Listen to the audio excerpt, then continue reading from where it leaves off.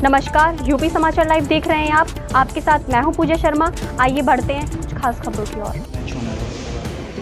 क्या आपका रिएक्शन है? क्या मैच होना चाहिए? देखिए, मैच तो खेल है, खेल तो जारी रहने चाहिए। एक खेल खेला जा रहा है जो इमरान खान और मोदी जी मिलकर खेल रहे हैं।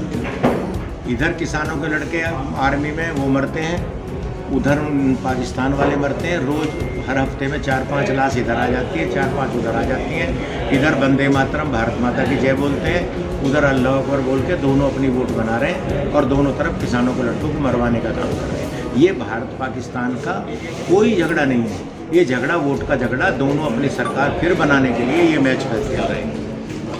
जो इंडिया के अंदर आतंकवादी आते हैं, जिन्होंने बेगुनाहों को मारे थे, वो वोट देखिए, वोट बैंक की राजनीति। मैं कह रहा हूँ ये वोट बैंक की राजनीति नहीं है, ये राजनीति तो आतंकवाद की है, पूरी दुनिया में है।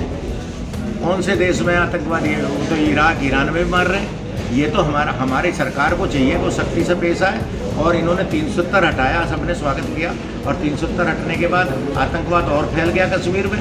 पहले कभी नहीं मारे गए तीर्थयात्री, कभी नहीं मारे गए मजदूर, अब तो वहाँ किलिंग हो रही है कि ये सरदार है, ये वो है, ये तो इस तरह की जो किलिंग हो रही है तो सरकार को देखना चाहिए वहाँ। अभी एक गवर्नर ने कहा है कि मेरे राज्य में 100 किलोमीटर तक का, श्रीनगर के 50 किलोमीटर तक आतंकवादी घुस नहीं सकता था। तो ये जवाब दें मोदी जी कि अब क्यों घुस रहा है वहाँ, जब पहले नहीं घुसा था। वो भी भाजपा के गवर्नर थे, आज भी भाजपा के गवर्नर है। इसका मतलब ये फेल हुए हैं। ये तो भाजपा का गवर्नर कह रहे, मैं नहीं कह रहा कि मेरे राज्य में, मेरे टाइम में 50 किलो 100 किलोमीटर तक श्रीनगर के आसपास आतंकवादी कदम नहीं रख पाता था। आज श्रीनगर में मार रहे हैं, तो भारतीय जनता पार्टी फेल हुई। रोज हमारे जवानों की पार्टी सही है, ताबूत में बंद होकर के आ रहे हैं, और दूसरी तरफ विपक्ष राजनीति कर रहा है, लेकिन वो वोट बैंक को लेकर के कर रहा है। देखिए, इसको लेकर के विपक्ष भारत बंद का ऐलान या रेल रोको का कार्यक्रम क्यों नहीं करता है, जिससे एक अलग मैसेज है? देखिए, ऐसा है, जो वहाँ से सैनिकों के सवार हैं वो सब किसानों के लड़के हैं। किसान खेत का बॉर्डर देख रहा अपना, और हिंदुस्तान के बॉर्डर की जो रक्षा वो किसानों के बेटे कर रहे हैं। इसमें कोई, मैं कहने में मुझे कोई वो नहीं है। तो उनके ताबूत आ रहे हैं, उनके ताबूतों पे भारतीय जनता पार्टी राजनीति कर रही है, मेरा आरोप है। विपक्ष कोई राजनीति नहीं कर रहा। हमारा कहना है कि पाकिस्तान को 2 दिन में क्लियर जो कर दो, काहे की दिक्कत आ रही है, पर ये क्लियर नहीं करना चाहते। इमरान खान और मोदी जी 7 साल से मोदी यही छद्म युद्ध चला रहे हैं, और मेरा आरोप है कि ये इस सरकार के 24 के जाने तक, जब तक मोदी जी जाएंगे, जब तक यही युद्ध चलाते रहेंगे वोट की राजनीति। आपने एक अभी प्रेस वार्ता में एक सवाल उठाया था कि तालिबान एक सोच है। अफगानिस्तान के अंदर जो तालिबान ने कब्जा किया और वहाँ पर अपनी सरकार बनाई, क्या आप उसका भी समर्थन करते हैं? नहीं, हम उसका विरोध करते हैं। हम तालिबानी सोच के खिलाफ हैं। मैं कह रहा हूँ, तालिबानी सोच एक पिछड़ी, बैकवर्ड और बहुत ही पौराणिक सोच है। लड़कियाँ स्कूल ना जाएं, आधुनिकता ना हो। भारतीय जनता पार्टी कहती है कि खेती 2 बैलों से होनी चाहिए, खाद मत डालो, किसान की प्रगति ना हो। ये सब एक बैकवर्ड सोच है, और जो आधुनिकता के खिलाफ सोच रखते हैं, मैं उसको तालिबानी सोच कह रहा हूँ। वो वहाँ तालिबान में उनकी है, यहाँ भारतीय जनता पार्टी के नेताओं की तालिबानी सोच इन लोगों की। वरुण गांधी भी लगातार किसानों के समर्थन में ट्वीट कर रहे हैं। सोनिया गांधी तो जो किसानों का समर्थन करेगा। अच्छा, किसान क्या बुरा कर रहे हैं? उनकी 3 मांग है, जो आपने 3 कानून बनाए। वो कह रहे हैं MSP लागू कर दो। MSP का मतलब है मिनिमम सपोर्ट प्राइस। आपने मोदी जी रेट तय किया, हम यही कह रहे हैं कि जो आपने 1950 रुपये गेहूँ का किया, जो आपने धान का किया, जो आपने दाल का किया है, उससे कम पर ना खरीदा जाए। हम ये कहाँ कह रहे हैं कि हम इसको आपके घर में भरेंगे। आप ये कानून बना दीजिए कि एक भी दाना सरकार खरीदे, व्यापारी खरीदे, उपभोक्ता खरीदे, मिनिमम सपोर्ट प्राइस से नीचे ना खरीदे, ऐसा कानून बन जाए।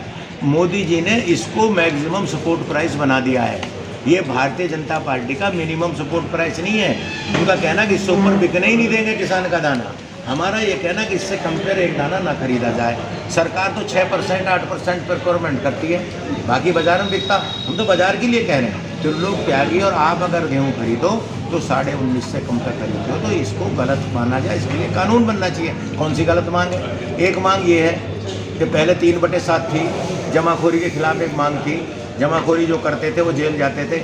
आज मोदी जी ने कह दिया कि नहीं, कोई 1 लाख बोरी रख सकता है, कोई 1 करोड़ बोरी रख सकता है। कौन रख सकता है? अडानी। कानून बनने से पहले अडानी ने हरियाणा और पंजाब में अपने गोदाम कैसे बना दिए, वेयर हाउस। इसका मतलब मोदी जी और अडानी मिले हुए हैं, ये मोदी जी के दोस्त हैं। अंबानी ने सारे बिग बाज़ार खरीद लिए। इसका मतलब सारे जो रोज़ के खाने पीने के सामान हैं उनको अडानी और अंबानी अपने हाथ में लेना जा रहे हैं। तेल का दाम क्यों बढ़ रहा है, गैस का दाम क्यों बढ़ रहा है? कि अंबानी की एक पैरेलल इकॉनमी है तेल की, उसको है कि वो जो तेल का शोधन करती है, तेल निकालती है। अंबानी ने अभी गैस का यूनिट लगा लिया है, तो गैस और तेल के दाम बढ़ेंगे तो उनको पैसा बढ़ेगा। और एक दिन मेरा आरोप है कि जब अडानी बिजनेस करते थे, मोदी जी गुजरात के मुख्यमंत्री बने तो करोड़ों का आदमी था। इनके रहते आज वो एशिया का सबसे नंबर 2 का सेट हो गया। एक दिन ऐसा होगा कि एशिया में अडानी अंबानी को भी बीट करेगा। 6 एयरपोर्ट दे दिए, लखनऊ, अहमदाबाद, सारे एयरपोर्ट अडानी को। तो ये अडानी की सरकार चल रही है, ये अंबानी और अडानी की सरकार है, भाजपा की सरकार नहीं है। 2022 विधानसभा चुनाव को लेकर के बीजेपी का दावा हो रहा है इस बार कि इस बार 320 प्लस वोट लेकर के आएंगे। उनका तो बंगाल में भी दावा था, बंगाल में 200 प्लस था, रह गए थे 100 से भी बहुत माइनस 70 रह गए थे। उनके दावे सब झूठे हैं, वो झूठ बोलने का गुंडा करने का काम कर रहे हैं। महाराज जी 2022 में महाराज जी गोरखपुर लौट जाएंगे और पुणे मठ की सेवा करेंगे।